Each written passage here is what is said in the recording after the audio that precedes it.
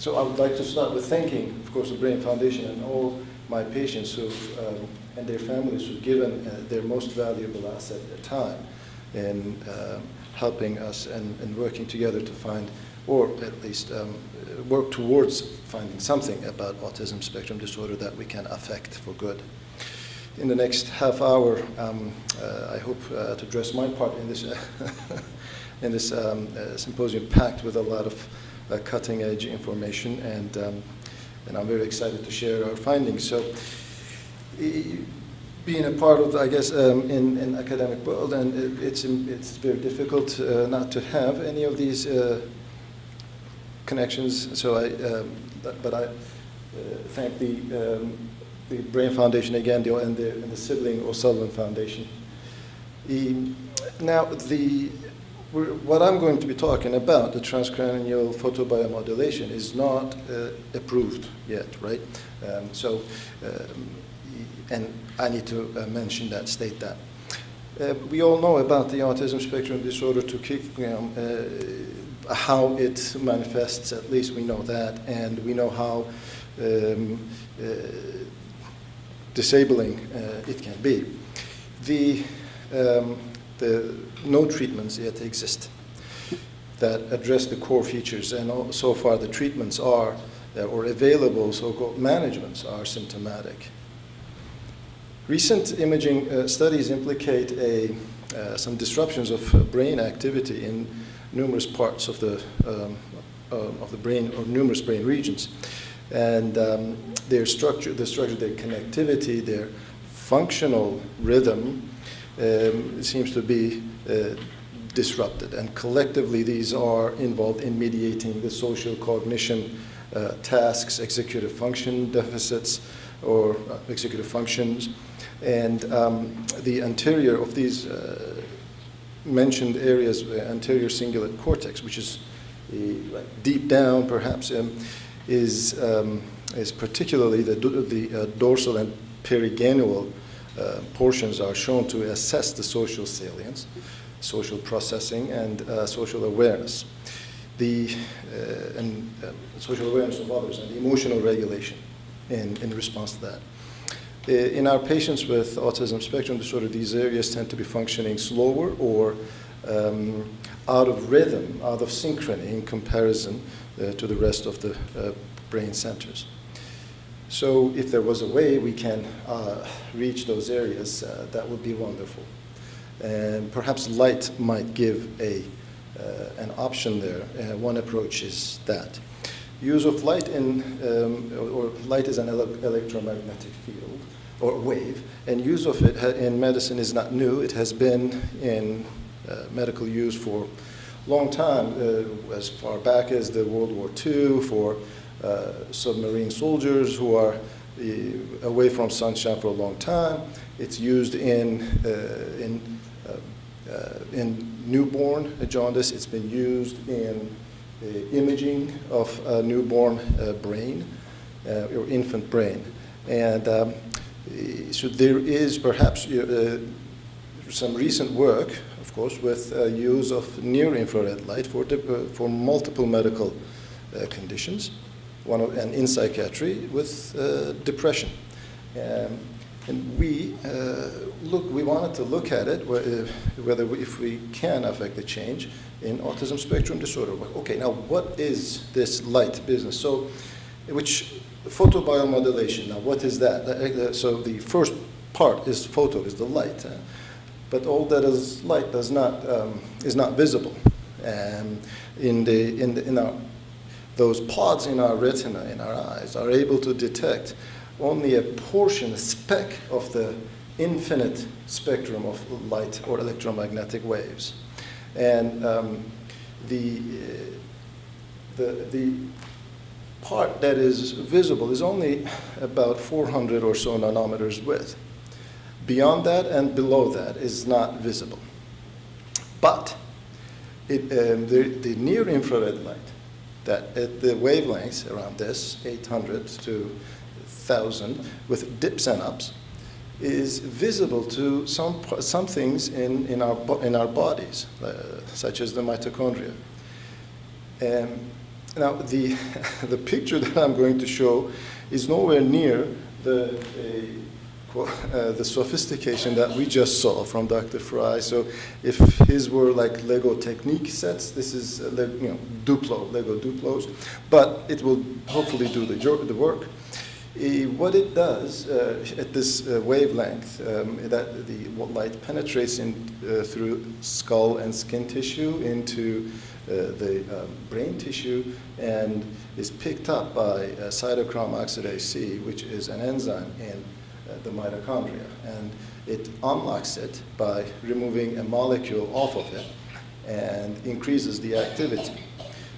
So the bio is the cell, and the modulation is the resulting effect of this interaction between the light and the mitochondria, in that resulting in increased energy production and increased production of other molecules and proteins, increased, so that is the gene transcription, and leading to neuroproliferation and or neurogenesis.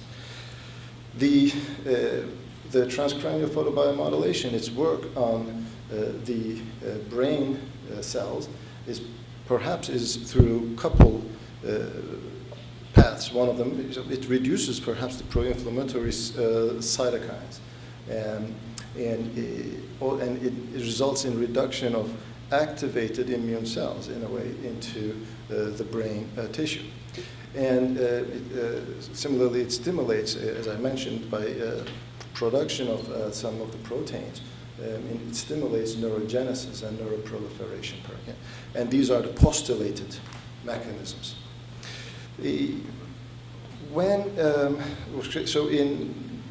Right around the time we were getting ready to look at the transcranial photobiomodulation and treatment of autism spectrum disorder, a group they published their findings, very encouraging, a double-blind study in a 4-week study it was.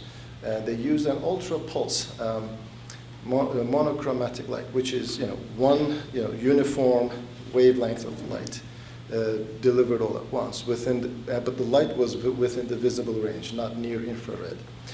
And it was delivered to temporal regions, which also includes the STS, perhaps, or the supratemporal sulcus, which is involved also in social processing. And so they looked at this study and published. What they found was, so in 40 kids, double-blind, randomized, twice a week, 5 minutes, okay? Keep that in mind. You will see the dosage changes here now with our studies and all. And their assessments at baseline, midpoint, endpoint. And what they found was a remarkable improvement in the social salience, the components of aberrant behavior checklist, such as inappropriate speech, hyperactivity, irritability, stereotypy. They registered such improvements, and they found it statistically significant. And furthermore, the placebo response was not existent. So this is a little too good to be true a picture, and does need to be replicated. Absence of placebo response, particularly in autism spectrum disorder treatment studies, is really, really rare. And they found that the clinical global impression of the patients, the clinical global impression of improvement at the endpoint was quite remarkable, like very, very much improved. So shortly after that, we, right around that time, we started our study and published it earlier this year, which was an open label, an open label single group design, where we treated our patients, or adult patients, and with autism spectrum diagnosis. And we had twice a week treatments that were delivered at our clinic. We obtained the social responsiveness scale, ratings and clinical global impression of improvement. Those were our primary outcome measures, and we looked at the GAF and the ASRS as secondary outcome measures. And we defined the response as 25% or more reduction in the SRS score, coupled with an endpoint CGI, clinical global impression of improvement of 2 or lower. That is much improved or very much improved. So it was, again, a twice-a-week study that was delivered, twice-a-week treatments that was delivered at our clinic for 8 weeks. We used a fixed dose titration, starting with 20 minutes exposure, and then to 30 minutes, and then to 40 minutes. This is what the device looked like. It's the size of a cell phone. And so the lights there should not deceive you. Those are not the NIR, the near-infrared light, which is invisible. Those are just regular lights to tell you that the device is on, so that you're not going to be staring at it. These are the characteristics or the parameters of the light energy that was delivered in each treatments. We had 12 patients who were interested, and 11 of them met the criteria, and 1 with their consent because of the demands of schedule conflicts and all. So 10 patients were exposed. And the adherence rate was remarkable. I have not seen this at 98% of visit consistency. So only 1 visit was canceled. And that was because I was out of town and my colleague was not able to do it. I had to be out of town. My colleague had to be out of town too, and we didn't have anyone on study staff to do that. So had someone been there, probably it would have been done.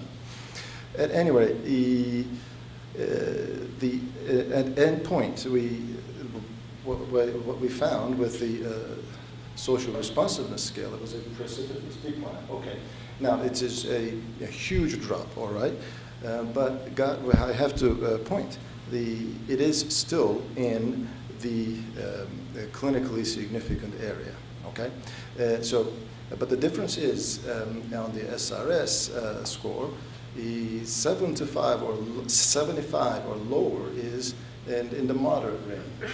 And so there is improvement, perhaps from more severe to moderate at least. So it is a clinically significant improvement as well. So something can be statistically significant, but clinically not. And I will show you that as well. I will share with you that too in a moment. And here are because in a small study like this, we're able to track each participant and without getting lost.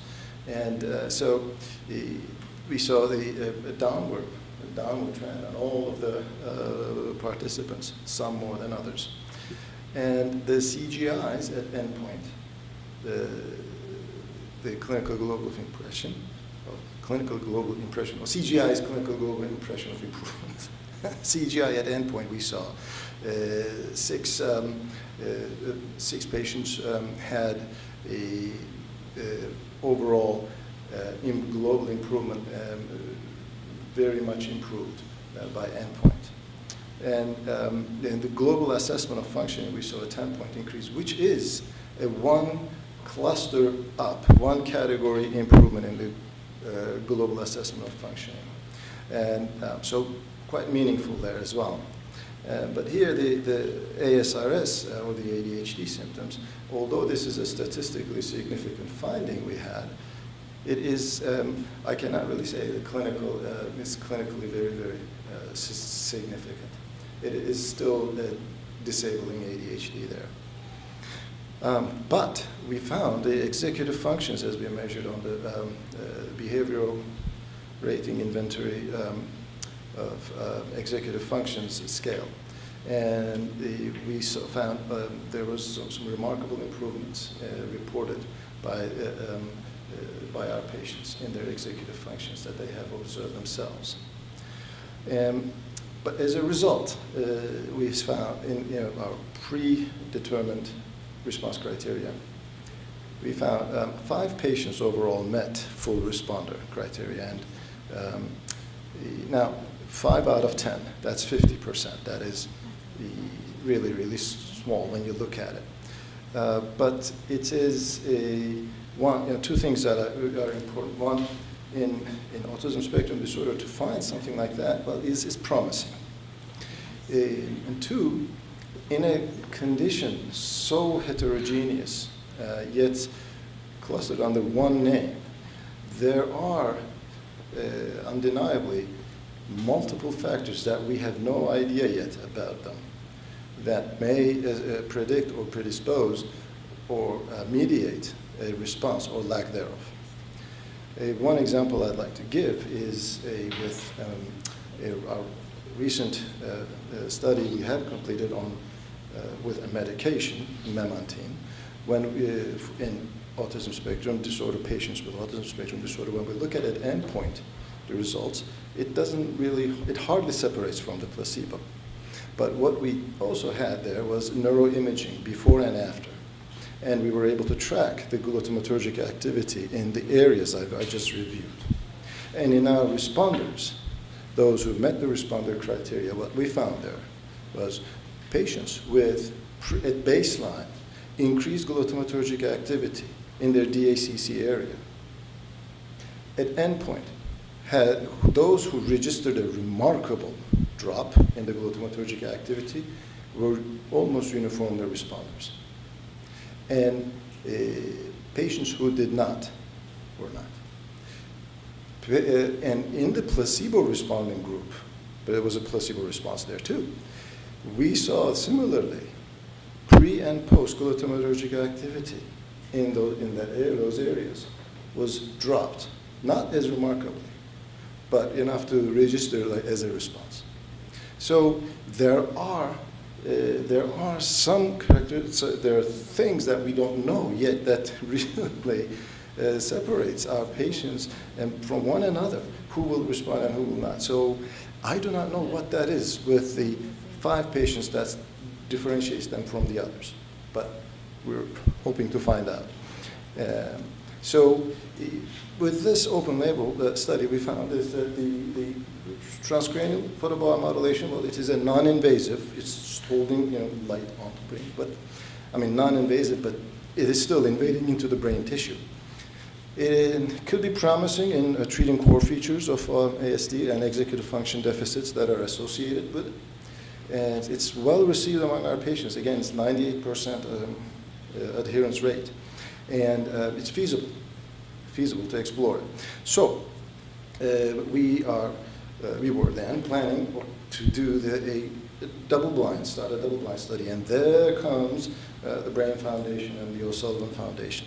And so this is the second thing I have learned in life, that new and innovation needs friends. And where yesterday, yesterday Ms. Agrawal was sharing the findings about the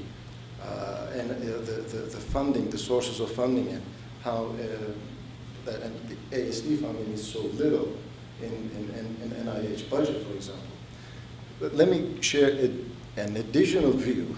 In our clinic, at our hospital where I'm operating, a vast majority of our clinical studies and research endeavors are funded not by NIH, but by private donations and foundations that are supporting that work. So it's new needs friends, and again, I'm forever thankful.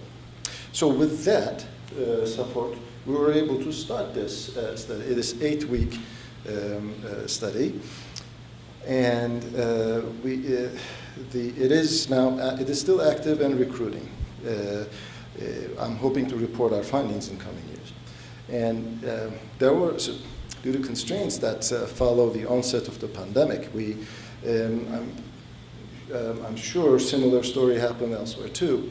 Our IRB shut down, rather not shut down, but shut down any research protocol that did not involve anything to do with the COVID-19, it was shelved. So so we had to pause and wait. But that gave us in every crisis, there's something that we can, learn from and apply. So we switched our study protocol. It gave us the time to do that, to carry it out on a telehealth platform. And so with that, we got that through the IRB, answered a lot of questions, as was rightfully asked, and so we are now underway. What we're using is similarly the social responsiveness scale and CGI improvement as our primary measures. And we're looking at the response criteria. We defined the response criteria the same.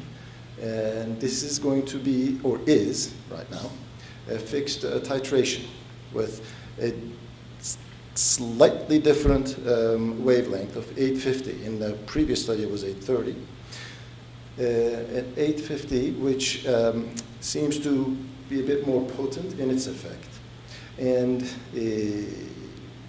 we'll be following through our patients through the regular telehealth visits. And and it is a daily application of this treatment, not twice a week anymore. It's daily, where we ship the device and then our patients use, and at the end they return the device, and then we sterilize it and put it back into rotation. So we are so far, so our recruitment was delayed to late 2021, and it was further delayed with, unfortunately, the device not being available to us and delays in it, but we managed to start by late spring. And to this point, we are already third into it in our recruitment. The only limiting factor, unfortunately, is the number of devices we have. We can only enroll so many at one time. If we have more devices, but it's not just available yet. Now, I have a few more minutes, perhaps, to share with another idea about the transcranial photobiomodulation. Since this is a non-invasive, and it's a promising in treatment of autism spectrum disorder's core features, could it help with symptoms of autism spectrum disorder that exist or present in different conditions, such as ADHD? Why? Well, that is the other study that we're running currently. Why ADHD? Because when we look at empirically derived profile from CBCL, there is an empirical profile that we can use within CBCL that captures autism spectrum disorder symptoms, which I will call from here on as autistic traits. And these traits manifest in general population way more than we initially thought. And and then it presents these autistic traits. They present in the general population. They are more clustered in patients with ADHD. In fact, up to a third of patients with ADHD have these traits, it turns out. And ADHD is not a simple just distraction. It's a more complex picture than that involved. So where one can be just simply distracted and pose for a picture while there's a raging fire behind them. That's their responsibility at this point. So it's just not distraction. It involves the more number of symptoms needs to be present and needs to be manifesting at multiple domains, not just in one place. So that's when we can call it an ADHD. And as I said, the autistic traits present very commonly in ADHD. So, and then when they present, it is associated with a more robust form of ADHD. And these traits, these symptoms persist despite adequate treatment of ADHD. And there's no treatment yet addressing that. So, ongoing study we have is the pediatric study. So the previous one I just reviewed is with adults, and this is with kids. This is an open label study where 9 to 17-year-olds with ADHD are followed, and they receive a fixed dose titration with starting 10 minutes to 20 to 30 to 40 on weekly increments. And I'm hoping to again share those results in the future, in the near future. We're halfway into that study's recruitment too. And again, we are limited by available number of devices. So once again, before I finish, I'd like to acknowledge the geniuses in the company you keep. I'm very thankful for allowing me to have you as my company.